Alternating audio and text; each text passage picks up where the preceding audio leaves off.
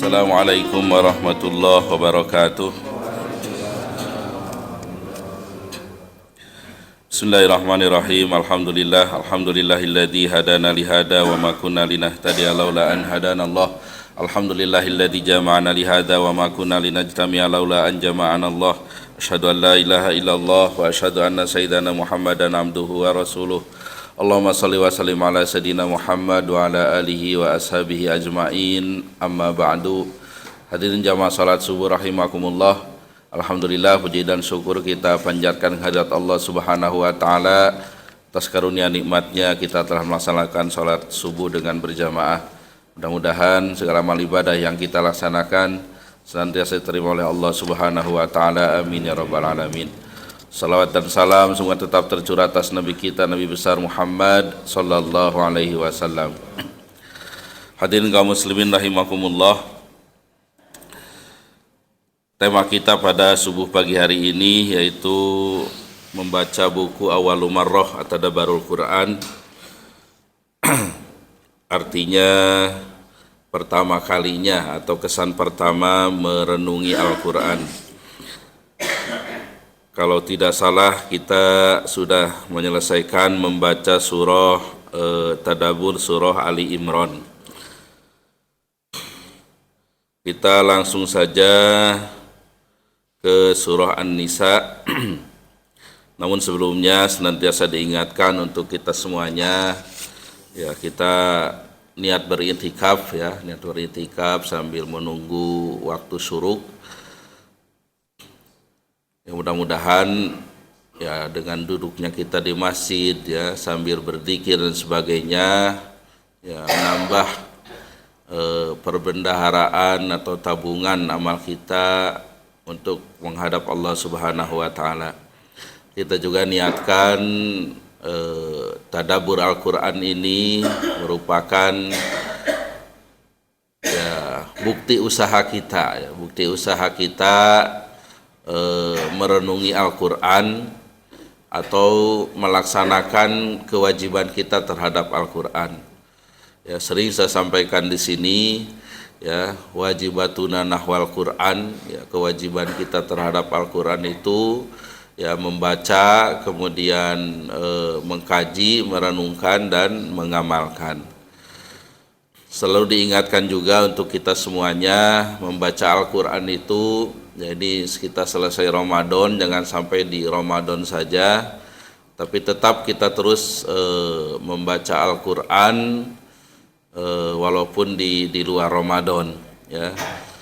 Karena menurut para ulama, karena ada sabda Nabi kan kepada Abdullah bin Umar itu, Iqra'il Qur'ana fi syahri ya, bacalah Al-Quran itu sebulan sekali ya. Bacalah Al-Quran itu bukan hari ini baca Quran, besok libur gitu. Tapi Al-Quran itu Al-Quran keseluruhan. Bacalah Al-Quran keseluruhannya sebulan sekali. Jadi tamatkan Al-Quran itu sebulan sekali. Berarti satu hari tetap satu juz ya. Menurut para ulama, kalau orang sampai 3 bulan, dalam 3 bulan itu tidak tamat, itu termasuk orang yang jauh dari Al-Quran ya. Inna qaumi takhadhu hadzal qur'ana mahjura, itulah keluhan Nabi ya, bahwasanya Al-Quran itu dijadikan mahjur ya, mahjur itu dijauhi ya. Jadi salah satu tandanya orang jauh dari Al-Quran itu dalam 3 bulan dia tidak berupaya menamatkan Al-Quran ya.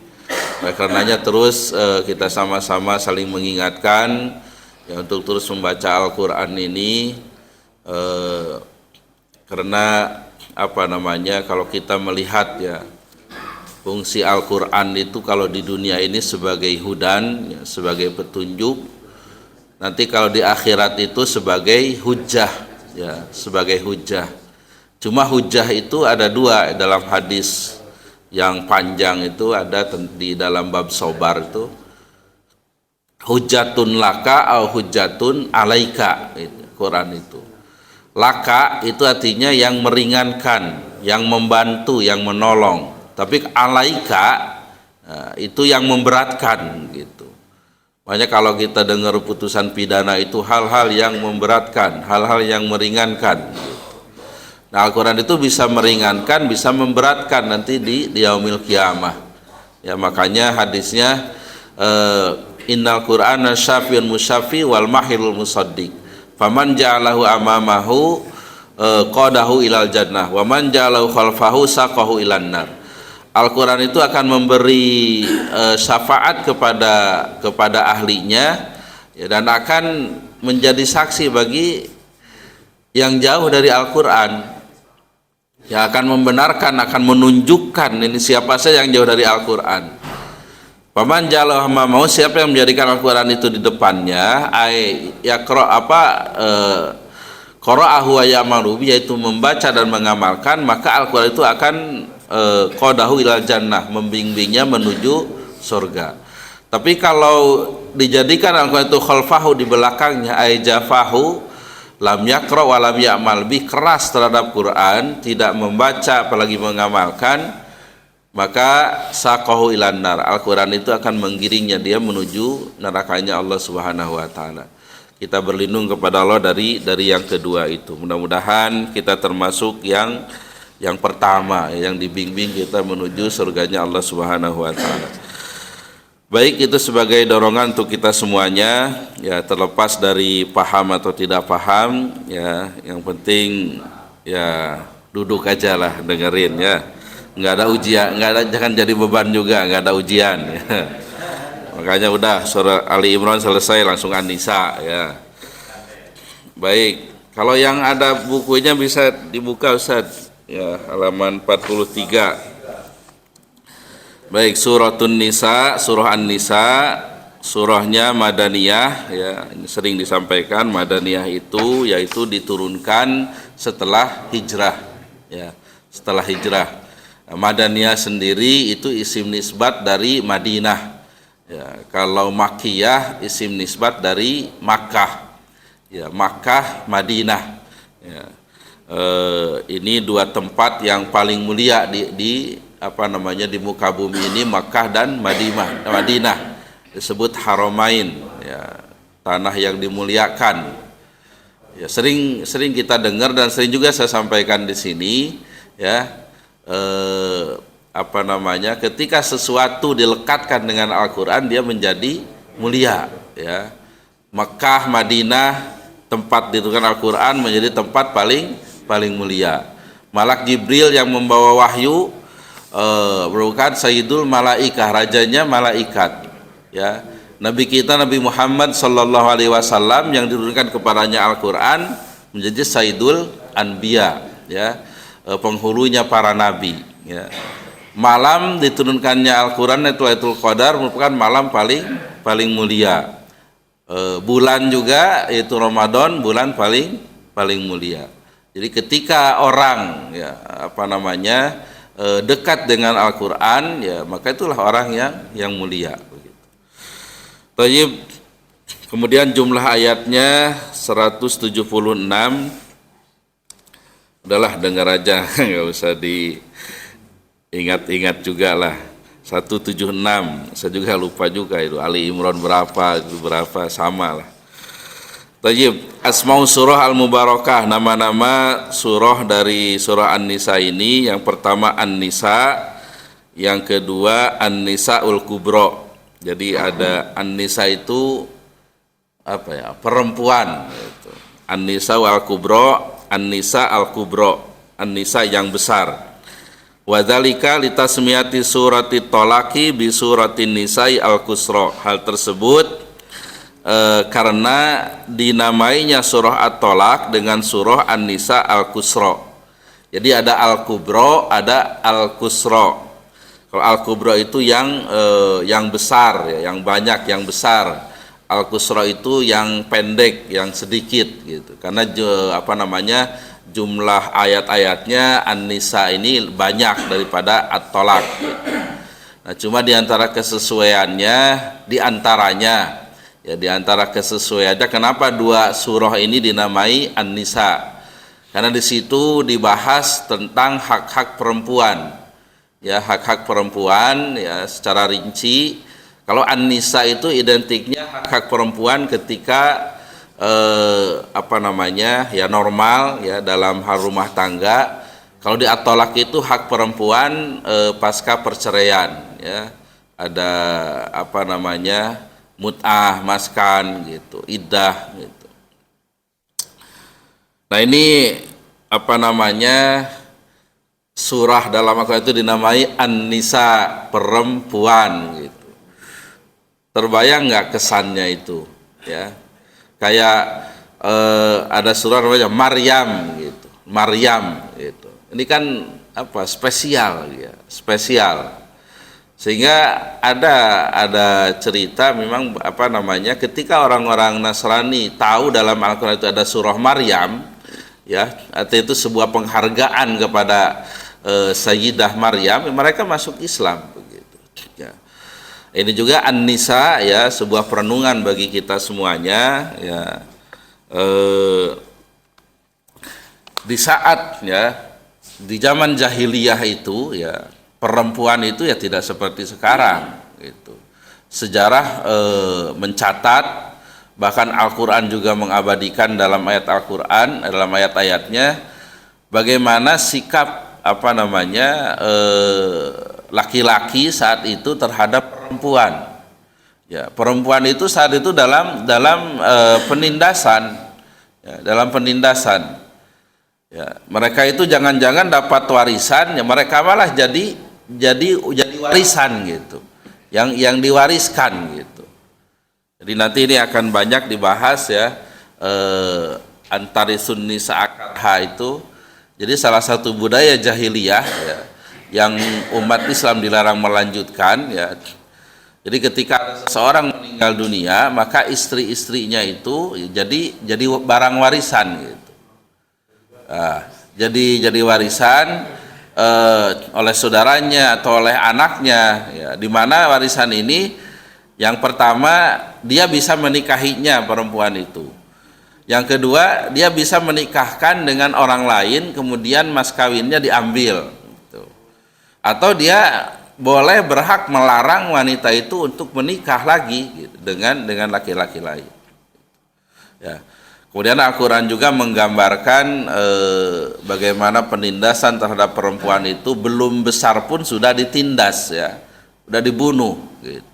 Ayatnya sering kita dengar, wa idzal mau'udatu su'ilat bi ayyi dzambin kutilat. Ketika bayi-bayi perempuan itu dikubur ya, dikubur hidup-hidup, ketika ditanya nanti di akhirat, ya bi ajidan bin kutilat, dosa apa kamu itu dibunuh gitu. Ini kan pengabadian ya Al-Quran, realitas itu seperti itu gitu. Ya, dalam surah lain itu disebutkan wa idza busyira ahaduhum bil unsa dhalla wajhuhu muswadda wa huwa kadzim yatawara minal qaumi min su'i ma busyira bih ayumsikuhu ala hunin am yadussuhu fit turab ala sa'a ma yahkumun.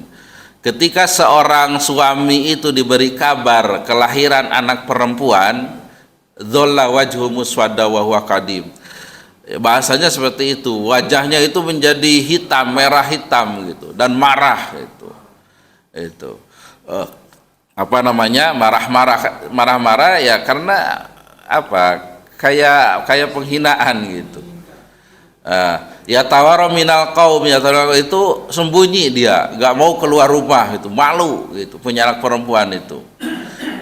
Ya tawara minal qaum min su'i ma busyirabi, karena jeleknya kabar tersebut gitu.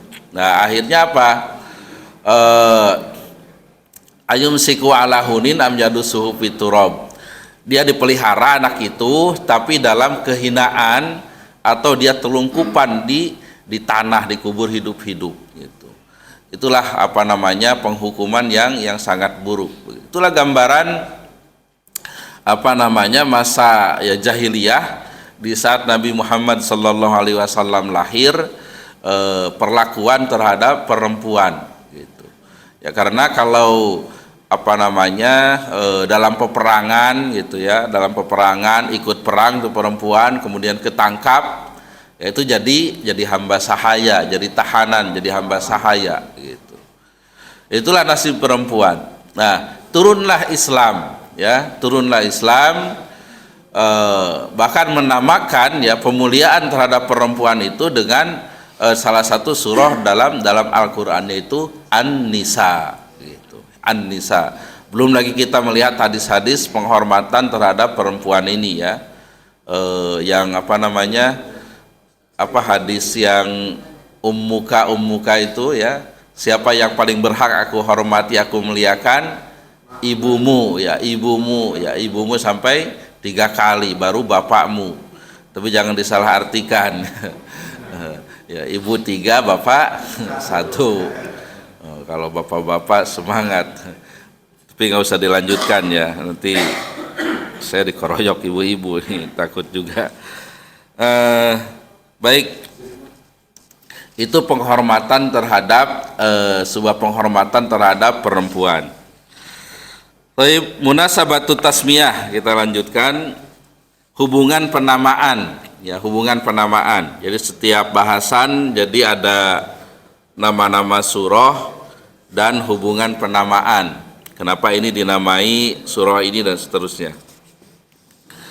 An-Nisa perempuan, ikhtarallahu ta'ala ahadal mustad'afin ay an-nisa liyabda al-hakimu awir ra'i awil mas'ulu bitahqiqil adli wa rahmati bi ahli baitihi awalan fa idza haqqaqa dzalika najaha fi tahqiqihi ma'a ra'iyati.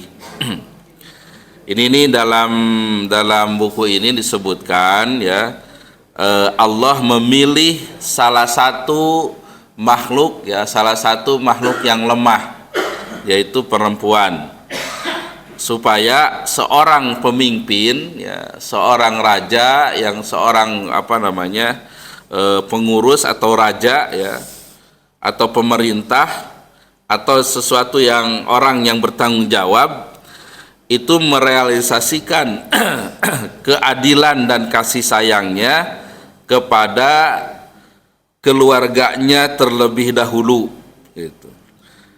Kalau memberikan keadilan dan kasih sayang kepada keluarganya itu terrealisir, fa idza haqqaqa dzalika najaha fi tahqiqihi ma'a ra'iyatihi, dia akan sukses dalam merealisasikan keadilan dan kasih sayang terhadap masyarakatnya, terhadap rakyatnya ya.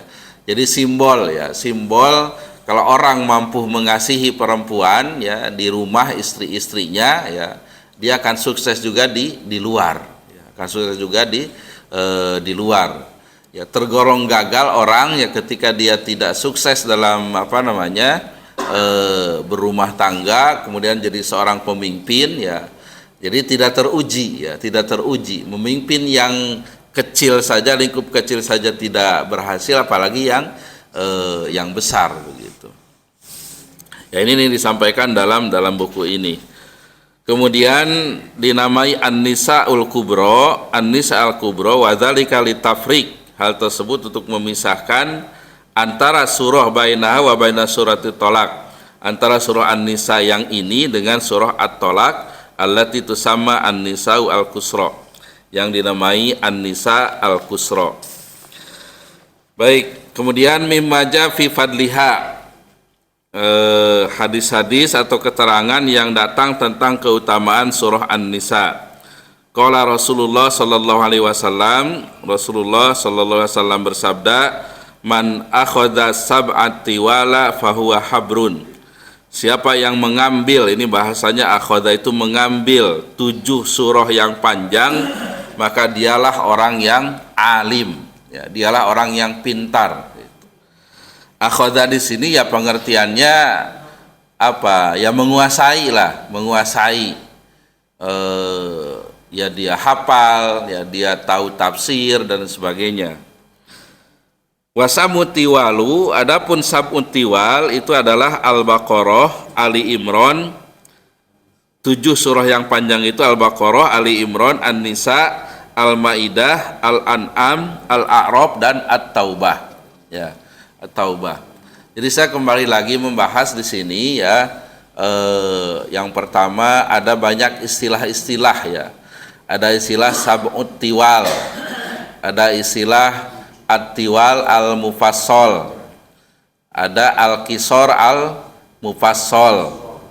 Ada yang masih ingat apa itu at-tiwal al-mufassal?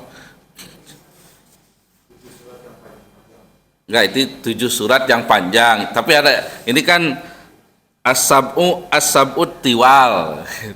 Ada at-tiwal al-mufassal, ini peristilahan ya. Ada al-qisar al-mufassal. Lupa lagi ya. Atau masih lupa. Kalau at-tiwal al-mufassal itu ya surahnya yang agak panjang ya. Tapi apa namanya, ayatnya itu pendek-pendek gitu. Seperti tadi surah apa saya baca itu? Ya Al-Ma'arij ya, seperti itulah itu. Jadi surahnya agak panjang tapi ayatnya pendek-pendek. Kalau Al-Qisar Al-Mufassal itu memang suratnya pendek, ayatnya juga pendek-pendek seperti Qul huwallahu ahad, Allahus somad gitu. Nah, itu kan cuma 3 ayat dan ininya pendek. Itu Al-Qisar Al-Mufassal gitu. Iya. Kalau at-tiwal al-mufassal itu dianjurkan ketika sholat subuh. Nah, itu di istilahnya untuk peristilahan penggunaan surah yang dibaca setelah sholat. Ya. Itu Al-Qisar Al-Mufassal. Ada yang menyebutkan dari surah Qaf sampai An-Naba ya. Ada juga sampai sebelum ad-duha itu apa itu? Ad-duha ya. Al-Qisar Al-Mufassal itu ad-duha sampai an-nas, saya menyebutkan seperti itu. Kalau Al-Qisar Al-Mufassal itu dibacanya ketika sholat maghrib ya. Kalau sholat isya itu yang pertengahan ya. Kalau memberi Nabi memberi petunjuk kepada Mu'adz itu standar isya itu wasyamsi waduhaha ya, ayat standarnya itu. Jadi ini juga dorongan ya untuk kita semuanya ya, sholat itu ya kita lebih memaksimalkan. Jadi bukan hanya berbicara rukunnya kan Al-Fatihah gitu. Ya kita kan mengejar bagaimana sholat mendekati sholat Nabi ya, mendekati sholat Nabi Muhammad Sallallahu Alaihi Wasallam. Karena perintahnya kan shollu kama ra'aitumuni usolli gitu. Sholatlah sebagaimana engkau melihat aku sholat gitu. Nah, salah satunya bukan hanya Al-Fatihahnya saja. Ya, walaupun Al-Fatihah itu ada juga ikhtilafnya di situ, rukun atau bukannya gitu. Tapi kita karena manhaj mayoritas Syafi'i itu sebagai rukun. Nah, setelah Al-Fatihah ini ada juga petunjuknya. Nabi biasa setelah subuh itu yang panjang-panjang. Ya, kalau Jumat subuh itu kan as-sajadah rakaat pertamanya, yang keduanya al-insan. Itu kan bisa jadi gambaran tuh, panjangnya seperti itu sholatnya. Sehingga ketika selesai sholat sudah kelihatan putih-putih gitu di langit itu mau terbit matahari gitu. Nah, kalau isya itu tadi wasyamsi waduhaha. Ya, hadisnya yang hadis Mu'adz itu ya. Yang Mu'adz itu membaca suratnya yang panjang-panjang awalnya ya, sholat isya bacaannya Al-Baqarah itu. Akhirnya ada sahabat yang walk out, bahasanya walk out dari jamaah, keluar dari jamaah gitu, dari di sini langsung sholat di sana gitu. Ketahuan sama Mu'adz, kata Mu'adz, munafik itu orang katanya. Karena kan tandanya munafik itu sholatnya cepat gitu ya. Ada hadisnya yang sering juga saya sampaikan di sini. Tandanya orang munafik itu sholatnya cepat ya. Tilka sholatul munafik yuraqibu samsa hatta baina qarna syaiton ya. Faqoma fanaqaraha arba'an wala yadhkurunallaha illa qalila kama qala sallallahu alaihi wasallam. Itulah salat orang munafik. Dia menunggu matahari sampai di antara 2 tanduk setan, yaitu ketika mau terbit atau mau terbenam, kemudian mematok 4 kali, bahasanya mematok gitu. Panakoro itu mematok, jadi cepat sekali sholatnya. Dan dia mengingat Allah itu hanya sedikit. Ya, orang munafik juga sedikit mengingat Allahnya, mengingat Allah juga tapi sedikit gitu. Oleh karenanya kita konsentrasi ya dalam sholat itu selalu ingat Allah Subhanahu wa Ta'ala. Ya. Kemarin saya sampaikan itu, mungkin masih ingat ketika di akhir Ramadan yang mungkin konsentrasi ya, ada hadisnya yang panjang ya. Puasa apa yang paling utama, yaitu yang aksaruhum lillahi dzikron ya. Kama qala. Jadi yang paling banyak mengingat. Begitu juga ketika sholat mana yang paling utama, yaitu yang aksaruhum lillahi dzakiron ya. Orang yang paling banyak ingat Allahnya gitu. Itulah orang yang sholatnya paling utama begitu. Makanya sabda Nabi ini kemarin saya bahas itu waktu akhir Ramadan tuh, sholat itu ada yang diterimanya itu hanya setengahnya, seperempatnya, seperlimanya gitu. Nah, yang diterima itu yang apa? Itu yang ingat Allah. Kalau bahasa siapa? Ibnu Abbas kalau tidak salah, itu ma'aqal taminha. Yang kau itu ngerti, ngeh gitu ketika sholat itu. Itulah yang diterima gitu. Oleh karenanya ya kita sholat pun, karena semua bacaan itu mengingatkan kita kepada Allah Subhanahu wa Ta'ala. Baik, kembali lagi. Oh tadi cerita apa? Mu'ad ya. Cerita Mu'ad terlalu jauh beloknya. Jadi yang wakot itu ketika disebut orang munafik nggak nerima lah. Namanya manusia nggak mau dijelek-jelekan. Akhirnya mengadu kepada Nabi, ya dipanggil Mu'az. Kenapa ini? Ya kata sahabat tadi, saya ini siang hari capek kerja ngurus ternak, kebun. Ini sholat isya sebagai Al-Baqarah lagi katanya. Akhirnya Nabi lah yang menegur Mu'az gitu, la takun fatanan, jangan kau menjadi fitnah gitu. Nah bacalah sholat isya itu wasyamsi waduhaha. Nah itu standarnya itu. Baik. Kemudian kalau duhur dan asar, nah itu ada juga hadisnya. Ini kan tidak terdengar kalau duhur dan asar tuh. Nah, itu sahabat mengkonversi ke ayat gitu. Ada hadisnya itu rokat pertama duhur itu seukuran 30 ayat Al-Quran gitu. 30 ayat Al-Quran. Ya rokat kedua itu setengahnya. Nah, kemudian asar pertama setengah dari rokat duhur kedua dan seterusnya. Jadi duhur itu panjang juga gitu. Kita kan biasanya lebih cepat ya kalau duhur ya. Atau apalah gitu. Pada 30 ayat, kalau taruhlah 30 ayat itu dikurangi Al-Fatihah 7 ayat ya, berarti sekitar 23 ayat itu. Berarti surat apa itu yang segituan ya? Jadi itulah favorit kita itu. Ya, saya juga ya, Al-Falaq, An-Nas gitu. Padahal lama, duhur pun lama gitu ya. Baik, jadi sekali lagi ini dorongan untuk kita semuanya ya, jadi bukan hanya Al-Fatihahnya yang kita perhatikan, tapi surah-surah setelah Al-Fatihah ini ya. Baik, kita kemana-mana sajalah, yang penting bisa mengamalkannya ya, mudah-mudahan semuanya. Jadi tadi ada istilah at-tiwal al-mufassal, ada al-qisar al-mufassal ya. Nah ini hadis ya, ini hadis definisi dari Nabi Shallallahu Alaihi Wasallam siapa itu orang alim, siapa itu orang pintar. Jadi orang pintar itu bukan yang bergelar doktor atau profesor, tapi kata Nabi yang menguasai ini 7 surah ini ya. Memang berat ya, untuk menghafal aja ayatnya panjang-panjang gitu. Belum lagi kalau baca tafsir sampai tadaburnya sampai mengamalkannya. Nah ini kan berat ya, tuntutan ya.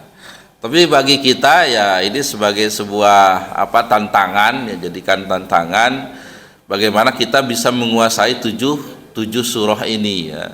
7 surah ini. Makanya sering saya sampaikan di sini ya, dorongan kita ya, hidup ini kita harus punya cita-cita itu yang tinggi ya, yang tinggi. Jadi jangan bingung ketika kita sudah purna bakti atau pensiun itu mau ngapain gitu. Nah, itu kalau orang udah nggak punya tujuan, nah udah itu cepat juga selesai itu ya. Makanya kalau orang Jepang itu punya namanya ikigai ya. Ikigai, kecenderungan dia itu apa, dan itu yang dikerjakannya gitu ya, entah melukis atau apa dan sebagainya ya. Sehingga usia mereka itu ya Allah menakdirkan panjang-panjang dan sehat-sehat gitu. Nah kita juga ya harus terdorong untuk itu ya. Makanya sering saya sampaikan di sini, cita-cita kita itu sebelum meninggal dunia harus hafal Quran itu, atau sebelum pensiun. Aduh, nggak punya semangat kali ini. Ya, harus punya semangat ya. Sebelum meninggal saya harus hafal Quran dengan mutkin gitu. Itu. Tapi ada upayanya tentunya ya, melakukan langkah-langkah dan sebagainya begitu. Nah, ini kembali lagi ini dorongan ya bagi kita untuk terus belajar, untuk terus mengkaji ya. Jadi yang orang habrun itu, yang pakar, yang alim itu yang menguasai 7 surah ini ya. Ini banyak ya, Nabi Sallallahu Alaihi Wasallam dan Al-Quran itu menyampaikan definisi-definisi gitu ya, definisi-definisi seperti ulama ya, innama yakhshallaha min ibadihil ulama gitu. Hanya ulama lah yang takut kepada Allah. Jadi ulama itu ya yang takut kepada Allah, dengan keilmuannya dia makin merunduk, dia makin meyakini kebesaran Allah Subhanahu wa taala gitu. Itulah orang yang alim, yang ulama gitu. Karena tidak semua orang alim itu jadi ulama gitu. Ya ada orang yang mempunyai ada istilah ego ya, ego keilmuan gitu. Merasa dia tinggi apa dan sebagainya, nggak mau lagi belajar, nggak mau lagi dengerin nasihat-nasihat gitu, karena merasa ilmunya tinggi gitu. Nah itu egoisme dalam keilmuan begitu, dalam keilmuan gitu. Nah mereka itu membacanya, kalau surah Al-Alaq itu kan Iqra bismi rabbik, bacalah dengan menyebut nama Tuhan. Nah itu dia tidak dengan nama Tuhannya gitu. Orang yang membaca yang rajin ya tentunya dia akan banyak ilmunya, tapi tidak semua yang banyak ilmu itu menjadi ulama gitu. Ulama itu yang membuat ilmunya itu semakin dia merasa kecil, meyakini kebesaran Allah, dia takut kepada Allah Subhanahu wa taala gitu. Nah itu definisi yang dalam Al-Qur'an. Kemudian ada juga standar yang ingin saya sampaikan, ini terlintas di HP saya ini. Definisi orang yang dekat-dekat dengan alim ya, yaitu orang yang khotib ya, yang memendekkan khutbahnya, memanjangkan sholatnya ya. Hadisnya riwayat Muslim, inna tula sholatir rajul wa qisara khutbatihi maniyatun min fikhihi fa'atilu sholata waqsurul khutbata wa inna minal bayani sihron. Sesungguhnya sesungguhnya panjangnya sholat seseorang dan singkatnya khutbah itu merupakan tanda dari kepakihannya. Maka panjangkanlah sholat dan persingkatlah khutbah. Dan sesungguhnya sebagian dari kefasihan dalam berbicara itu benar-benar memiliki daya tarik ya, seperti sihir. Kalau wa inna minal bayani sihron itu ada juga emang hadis yang lain, inna fil bayani la sihron ya. Jadi dalam bayan, penjelasan itu terkadang ada semacam sihir gitu. Orang bisa dengan membaca atau ya dengan mendengarkan itu bisa sampai nangis gitu kan, bisa ketawa dan sebagainya begitu. Ya terutama ketika baca Al-Qur'an ya. Baca Al-Qur'an kalau ulama-ulama dahulu itu ya sampai sampai menangis ya. Kalau membaca hal-hal yang menyentuh jiwa itu semangat gitu, semangat untuk beribadah dan sebagainya begitu. Ya ketika membaca kisah-kisah dia ada pengaruhnya ya terhadap hatinya ya, sehingga hatinya itu kokoh gitu. Nah itu inna fil bayani la sihron ya. Jadi dalam bacaan, dalam penjelasan itu ada semacam sihir gitu. Nah tadi kembali lagi definisi orang yang dalam ilmunya, yang mendalam ilmunya itu khutbahnya pendek, sholatnya panjang gitu. Nah ini saya sampaikan ya definisi-definisi dari Nabi Shallallahu Alaihi Wasallam ya untuk dijadikan kita pedoman ya, pedoman tentunya. Waktu suruk lewat 5:04 ya, masih lama ya, nanti kita lebihkan sekitar 10 menit ya. Thayyib. Tema berikutnya muwafaqatu awali surah li akhiriha, kesesuaian awal surah dengan akhirnya. Jadi di dalam buku ini dibahas setiap surah itu, kecuali nanti di surah-surah terakhir, di surah-surah itu ada kesesuaian, selalu ada kesesuaian antara tema awal surah. Tema awal surah itu bukan berarti ayat pertama ya, bisa ayat kedua, ketiga, tapi tema awal surah dengan akhir surah ya. Itulah keunikan daripada Al-Qur'an. Bada'at ya, surah An-Nisa ini diawali dengan bi'itail amwali ashabiha ya, dengan bahasan memberikan harta-harta kepada pemiliknya, kepada pemiliknya atau kepada orang yang berhak. Di antaranya disampaikan wa atul yatama amwalahum, berikanlah anak-anak yatim itu harta-harta mereka. Ini perintah kepada wali-wali atau orang yang mengurus anak yatim. Ketika anak yatim itu sudah dewasa, maka hartanya harus diberikan. Kemudian wa'atun nisa sodukotihin nanihlah, berilah perempuan-perempuan, istri-istri itu maharnya sebagai sebuah kebajikan. Ya ini juga memberikan mahar kepada perempuan. Kemudian ayat berikutnya lirrijali nasibum mimma tarokal walidani wal aqrabun walin nisai nasibum mimma tarakal walidani wal aqrabun. Bagi laki-laki ada bagian ya dari sebagian yang ditinggalkan oleh orang tuanya atau oleh kerabatnya. Begitu juga bagi perempuan ada bagian dari yang ditinggalkan oleh orang tua dan kerabatnya. Nah ini kan kalau kaitannya dengan tadi ya, di mana tradisi jahiliyah itu perempuan tidak dapat warisan. Itu. Nah, di sini ditegaskan di awal-awal surah An-Nisa, lin nisa'i nasibun, perempuan pun dapat bagian. Ya, nanti dirincinya di ayat-ayat berikutnya ya. Di ayat berapa? 11 ya, 12 itu tentang waris. Nah, ini juga ada yang menyebutkan ya, nasibun itu kan bagian ya. Ini juga ada yang jadi landasan dasarnya harta bersama katanya ya.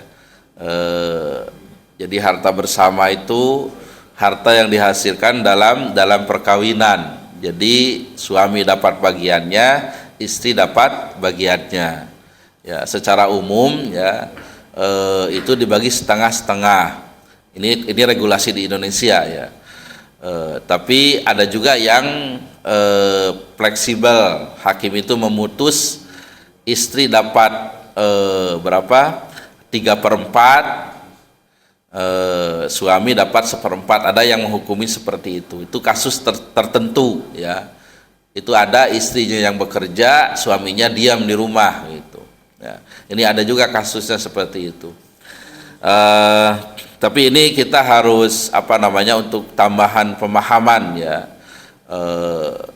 mengenai harta bersama ya, harta bersama.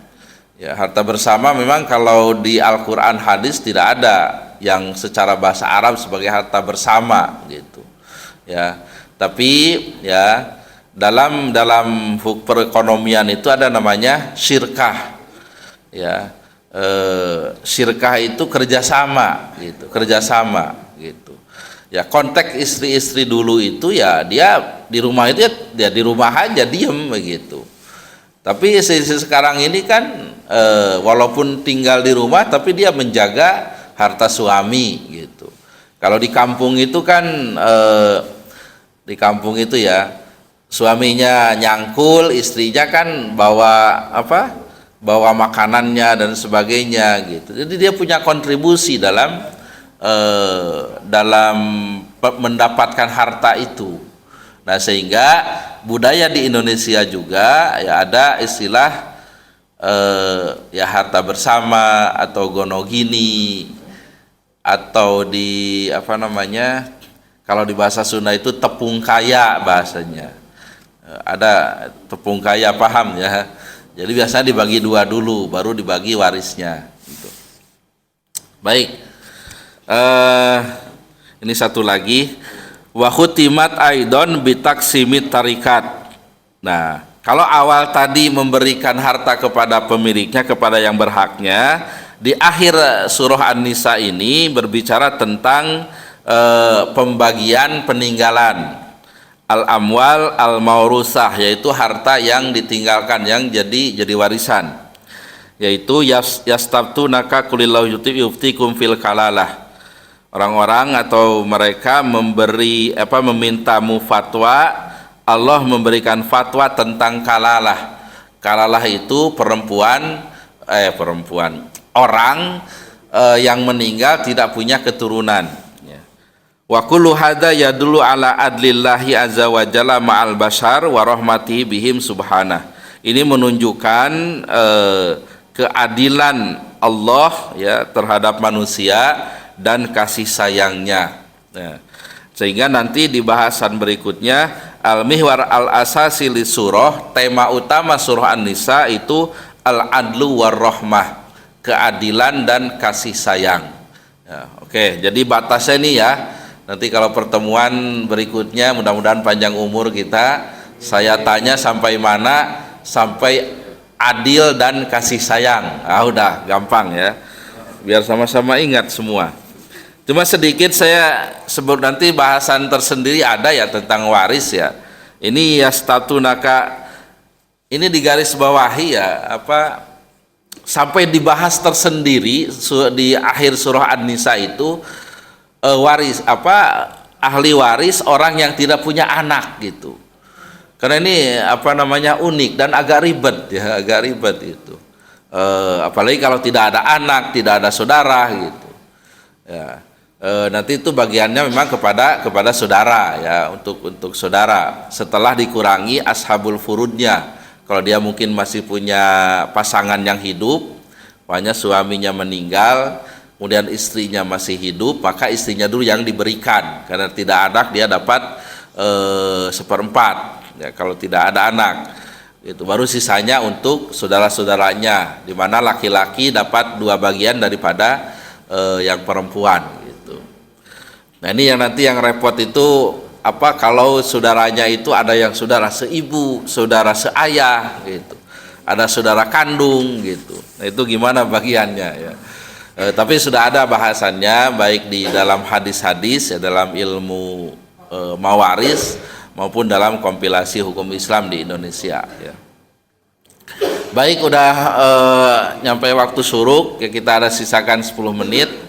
Barangkali ada yang mau menambahkan atau mungkin ada salah perlu diluruskan atau mungkin ada pertanyaan, kita diskusikan. Oh ya.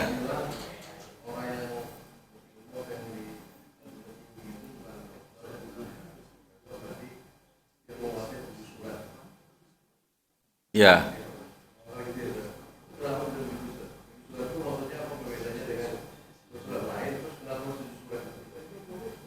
Ya. Ya, ini kan hadis ya. Ya, hadis ya. Ya, kita juga tidak tahu kenapa Nabi bersabda seperti itu persisnya. Ya, persisnya ya. Nah, cuma spesialis daripada surah yang 7 ini ya. Yang pertama memang panjang-panjang ya, surahnya itu panjang-panjang ya. Dan dalam surah-surah ini ya, Al-Baqarah, kemudian Ali Imran, Kemudian udah mulai itu kan banyak membahas tentang hukum-hukum tuh, ya An-Nisa, ya tentang waris, tentang perkawinan, ya. Jadi kalau menguasai hukum-hukum itu kan orang alim kan, gitu. Artinya hukum-hukum yang apa, yang orisinil dari Al-Quran gitu, ya tentang hukum waris, apa namanya, pembagian harta, tentang perkawinan, ya. Dalam Al-Baqarah kan sudah banyak dibahas tentang perkawinan itu. Nanti di An-Nisa juga dibahas panjang lebar juga tentang perkawinan, terutama tentang hak-hak perempuan. Ya, hak-hak perempuan di samping mulai awal awal nikah itu diberi mas kawin, ya, kemudian harus diberi nafkah, begitu juga kasih sayang gitu. Makanya wa'ashiruhunna bil ma'ruf, ya, pergaulilah istrimu itu dengan sebaik-baiknya. Nah, jadi bukan hanya memberi nafkah saja, tapi pergaulan juga sebaik-baik. Nah, itu ada dalam surah An-Nisa begitu. Jadi banyak keilmuan di situ, ya, dalam yang 7 surah ini banyak gitu. Ya, termasuk bahas tentang akhirat dan sebagainya juga banyak, ya. Dalam Al-A'raf, ya. Kalau tentang hukum-hukum perang itu kan dalam At-Taubah, ya, dalam At-Taubah itu. Jadi itu spesialnya dari 7 surah ini, ya. Jadi artinya untuk menghafal, ya, atau untuk mengkaji itu perlu bahasa anak sekarang itu perlu effort katanya, effort dan support katanya, ya, perlu perjuangan dan perlu dorongan gitu, ya. Untuk ngulang-ngulang Al-Baqarah itu agak repot juga itu, ya, belum lagi surah-surah yang lainnya, karena yang 7 surah ini panjang-panjang. Nah, uniknya setelah Al-A'raf itu langsung At-Taubah, tidak Al-Anfal, karena Al-Anfal itu relatif lebih pendek, ya, lebih pendek ininya, lebih sedikit jumlah ayatnya gitu. Tapi langsung lompat ke At-Taubah itu. Baik, mungkin itu sekedar renungannya, ya, kenapa 7 surah ini spesial, ya, karena di situ banyak tentang akidah, tentang hukum, itu banyaknya terkumpul di situ, ya, tentang makanan dan sebagainya, itu banyak di dalam 7 surah ini, ya. Sehingga orang yang menguasai 7 surah ini disebut sebagai habrun, orang yang alim, ya, yang berilmu atau pakar begitu. Barangkali masih ada, kalau tidak ada, oh ya, Pak. Assalamualaikum warahmatullahi wabarakatuh. Waalaikumsalam. Saya mensikapi tadi di awal Pak Ustadz menyampaikan bahwa kalau bisa baca Al-Quran itu minimal 1 bulan itu selesai, atau 3 bulan tadi sampaikan gitu. Iya. Cuman ada beberapa Pak Ustadz yang menyampaikan sampai menghubung-hubung, membaca Al-Quran tapi nggak tahu artinya, padahal kita membaca Al-Quran ini kan nggak paham. Menurut Pak Ustadz Al-Quran yang baca. Iya. Jadi Iya. kita yang mendengarkan orang awam itu jadi nggak enak gitu rasanya. Ya, baik. Jadi yang pertama, ya, tadi itu memang hadis Nabi kepada Abdullah bin Umar, ya, Iqra'il Qur'an fi syahri, tamatkan itu sebulan sekali. Kalau Abdullah bin Umar itu kan masih menantang gitu, bagaimana kalau bisa lebih dari itu? Kata Nabi, ya tamatkan 20 hari sekali, terus sampai seminggu sekali gitu. Bagaimana kalau seminggu sekali masih mampu, ya tamatkan seminggu sekali. Bagaimana kalau lebih dari itu? Jangan, katanya. Itu larangan Nabi gitu. Makanya ada seorang sahabat itu yang untung katanya Nabi melarang, katanya, ketika sudah tua ini susah untuk bisa tamat lebih daripada seminggu gitu.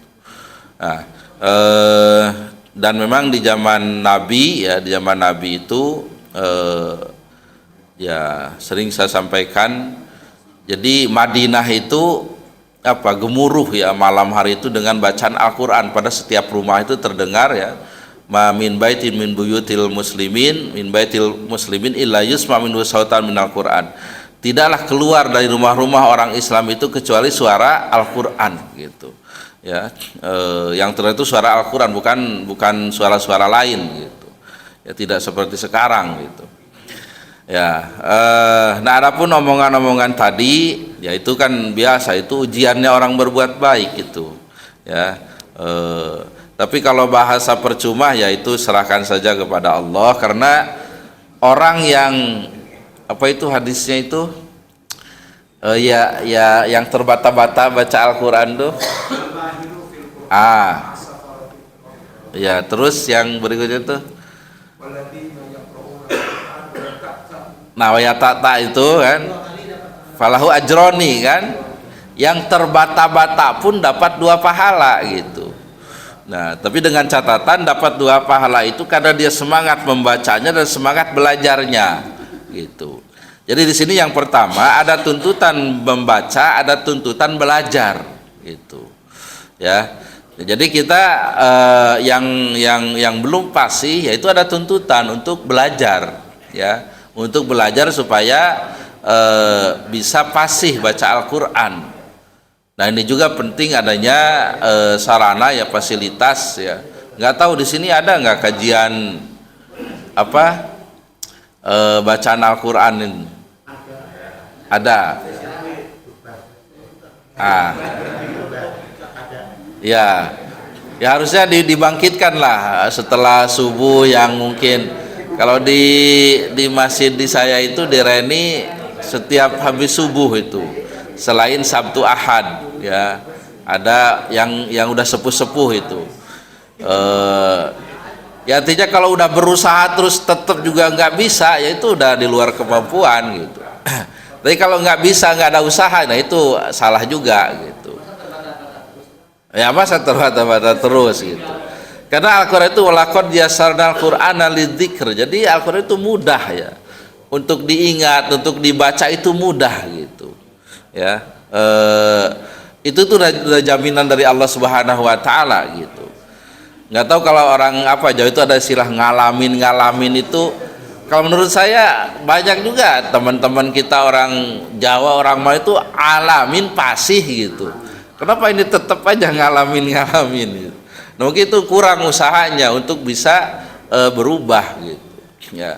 Jadi Al-Qur'an itu jaminan dari Allah, mudah ya. Mudah dihafal, mudah dibaca gitu. Bahkan mudah dipahami ya, bahasanya Arabnya tidak yang susah-susah gitu. Oh ya.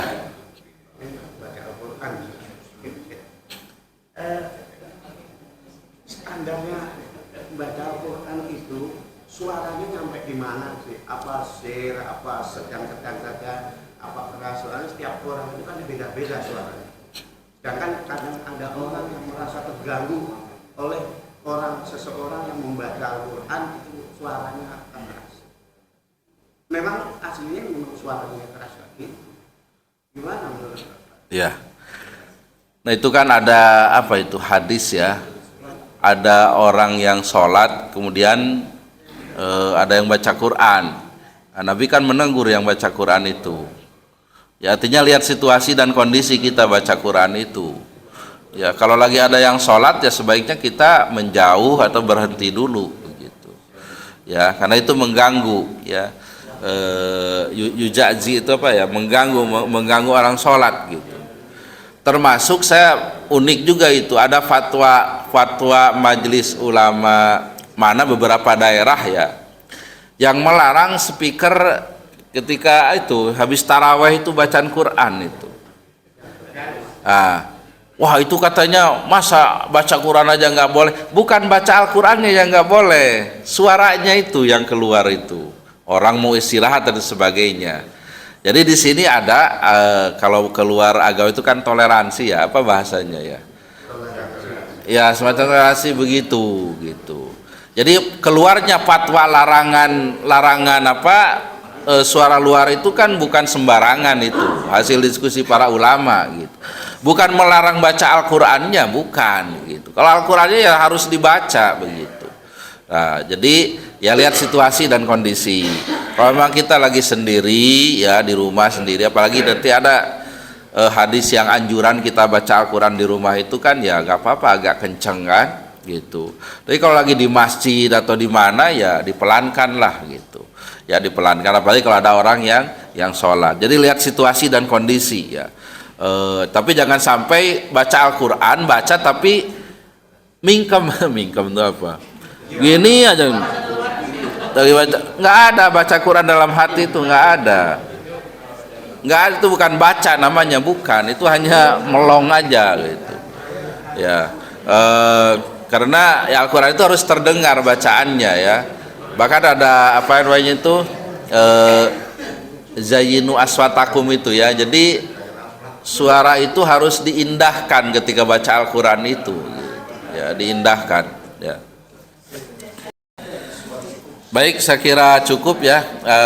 Mudah-mudahan ada manfaatnya. Mohon maaf atas segala kekurangannya. Kita akhiri dengan berdoa kepada Allah Subhanahu wa taala. Yang pertama untuk saudara-saudara kita yang sedang ditimpa musibah seperti sakit dan sebagainya, mudah-mudahan lekas disembuhkan dan diberi kesabaran oleh Allah Subhanahu wa taala. Kita doakan anak-anak kita menjadi anak-anak yang soleh, yang solihah, anak yang berilmu, yang mengabdi kepada Allah, berbakti kepada kedua orang tua. Untuk semua maksud baik kita mudah-mudahan dijabah oleh Allah. Lihadiniyah wa likulli niyatin shalihah bil khati al-Fatihah. A'udzubillahi minasyaitonir rajim. Bismillahirrahmanirrahim. Alhamdulillahirabbil alamin arrahmanir rahim maliki yaumiddin. Iyyaka na'budu wa iyyaka nasta'in ihdinas siratal mustaqim. Siratal ladzina an'amta 'alaihim ghairil maghdubi 'alaihim waladdallin. Bismillahirrahmanirrahim. Alhamdulillahirabbil alamin hamdan yuwafi ni'amahu wa yukafi'u mazidah. Ya Rabbana lakal hamdu kama yanbaghi li jalali wajhika wa 'azimi sultanik. Allahumma shalli ala Muhammad wa ala ali Muhammad. Allahumma ighfir lana dzunubana wa li walidina warhamhuma kama rabbayana shighara. Allahumma jal jaman hadza jaman marhuma wa tafarruqana min ba'dihi tafarruqan ma'suma. Rabbana hab lana min azwajina wa dzurriyyatina qurrata a'yun waj'alna lil muttaqina imama. Rabbana la tad'alana dhanban illa ghafarta wa la hamman illa farajta wa la dainan illa qadaita wa la maridan illa syafaita wa la aiban illa satarta wa la hajatan hawajid dunya wal akhirati illa qadaitaha ya arhamar rahimin. Rabbana atina fid dunya hasanah wa fil akhirati hasanah wa qina adzabannar. Wa sallallahu ala sayidina Muhammadin wa ala alihi wa sahbihi wa sallam. Subhana rabbika rabbil izzati amma yasifuna wa salamun alal mursalin walhamdulillahi rabbil alamin. Subhanakallahumma bihamdika asyhadu an la ilaha illa anta astaghfiruka wa atubu ilaik. Alhamdulillahi rabbil alamin. Assalamualaikum warahmatullahi wabarakatuh.